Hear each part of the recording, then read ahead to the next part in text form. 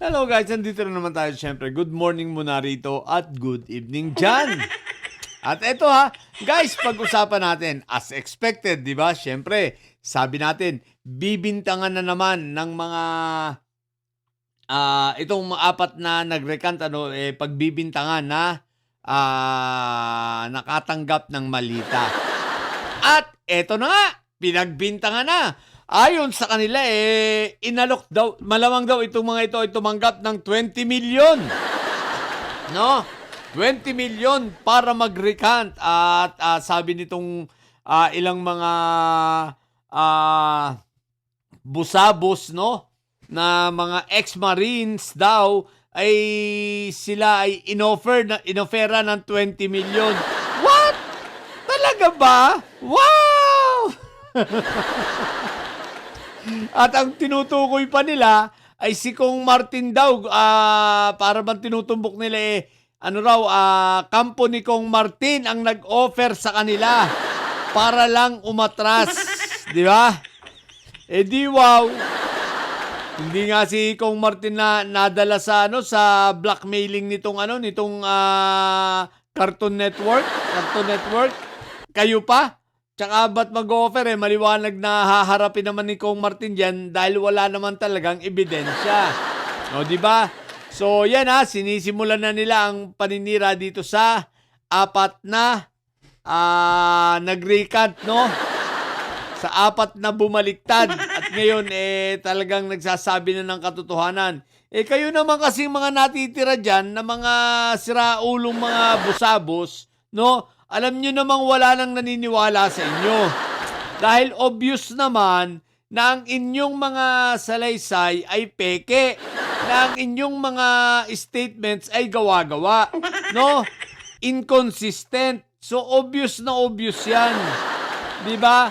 Maaring totoo yung kay Saldi nyo. Pero yung para sa iba, minsan, maaring totoo rin yung sa iba. Pero yung mga napakaramit sobrang maleta na kung sino-sino nang idinawit ninyo, kaya kayo nadedemanda, mga kalokohan na yun. Okay? So, kaya wala na masyadong naniniwala sa inyo mga hinayo pa kayo. Anyway, speaking of demanda, ayan na nga po, 10 sa 13 yata, no? Ang hindi nakapagpiyansa dahil hindi na tapos yung kanilang process ng bail sa Las Piñas.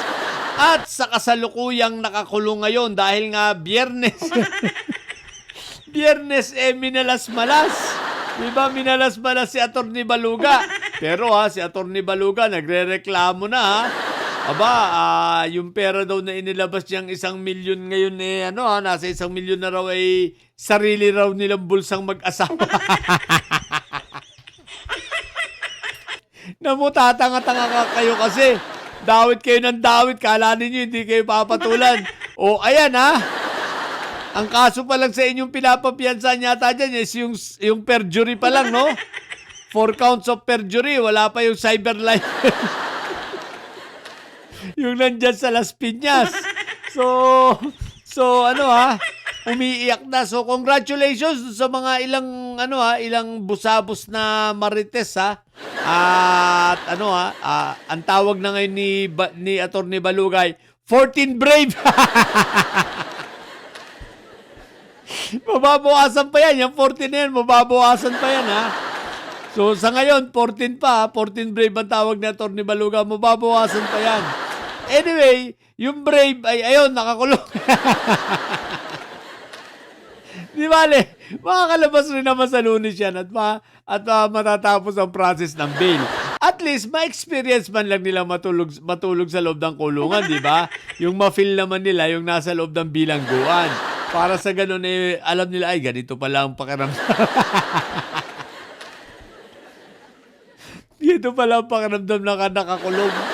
Di ba ga? So, ngayon, ayun, si Atty. Baluga, nananawagan ko kani-kanino. Nanyo sa katarantaduhan ninyo, buti nga sa inyo. Di ba? Kulang pa yan. So, yun lang. At as expected, syempre, sabi ko sa inyo itong mga Marines na ito na nag-recant ay nakatanggap na ng malita. tumanggap na raw ng tig 20 million. 20 million naman ngayon. Ay, Diyos ko po, Rudy. Bakit naman kayo aalokin ng 20 million? Bawat isa sa inyo, tumatanggap nga kayo ng 50 million. 350,000 pero mukhang balita. Si 50 mil lang natanggap ninyo. Di ba? Ayon sa nag-recant. Tumatanggap nga kayo ng 50 mil. Ba't kayo aalokin ng 20 million? Mga inayo pa kayo. Tatanga-tanga naman kayo. Di ba? So, yun na. So, ewan ko kung saan pupulutin yung mga ito, no? Ito yung sinasabi natin noon pa, kung saan itong mga ito pupulutin at kung hanggang saan nila masusustain yan. Alalahanin nyo, yung financier ninyo ay nakakulong na. Pangalawa, si Jim Paras may kakaharapin ding sarili. Ngayon, ikatlo, pinabayaan na kayo. Yung ipinaglalaban ninyo, nasa na? Akala nyo ba papansinin kayo? Wala na. Hanggang dyan na lang kayo. Tapos ang inyong kasaysayan, mga hinayupa kayo. Di ba? So, wala pa dyan yung sa Marawi, ha? Wala pa yung maraming demanda sa inyo, ha? Parang dadalwa pa lang yung kinaharap ninyong nakapaglabas ng warrant sa inyo, ha? Hindi pa lumalabas ang sa iba't ibang lugar, lalo na yung sa Marawi, tsaka sa Negros. Ang sakit ng ulo na ito, mga ito. Dahil sa mga kalokohan nyo, yan ang nangyari. Diba? Anyway, abangan natin kung sino pa yung mga magre-recant na iba. So, malamang-lamang rito ay meron pang magre-recant na iba, no? At, pero, basta, mag-recant man itong mga to kasi kagaya nung apat, inatras ni Sentry yung para sa kanya, pero yung sa iba, mukhang hindi atras, tuloy-tuloy lang, di ba? So, tingnan na lang natin ang mga susunod na mangyayari. Swerte nila kung makonsensya at iatras nung iba yung kaso laban sa kanila, di ba? Doon lang sa nagrekanta. Pero yung mga hindi, tuloy-tuloy lang yan. Pero kung ako tatanungin, talagang gusto kong mabaon dyan si Baluga. Na which is doon naman talaga pupunta yan. Mababaon at mababaon talaga ito si Atty. Baluga. Malamang-lamang pa ito may kaharapan nitong disbarment sa mga susunod na mga araw. Abangan natin. Ha? At pag nagkaroon siya at pag siya ay na-disbar, ay naku po, Rudy. So wala na, hindi na siya makakapag-abogado sa mga ito. Lalo lalaki ang problema ng mga ito dahil mangangailangan ng abogado. O, di ba ka? Yun lang muna. Hindi naman siguro sila tatanggapin ng pao. So, yun lang muna. Sa mga bobong didilis at may saya dyan na nyo, ang tatay nyo ay preso, ang BP nyo ay bobo. Natili kayo mga bobo at may saya sapagkat ang may saya dahil lagi high blood. Bye!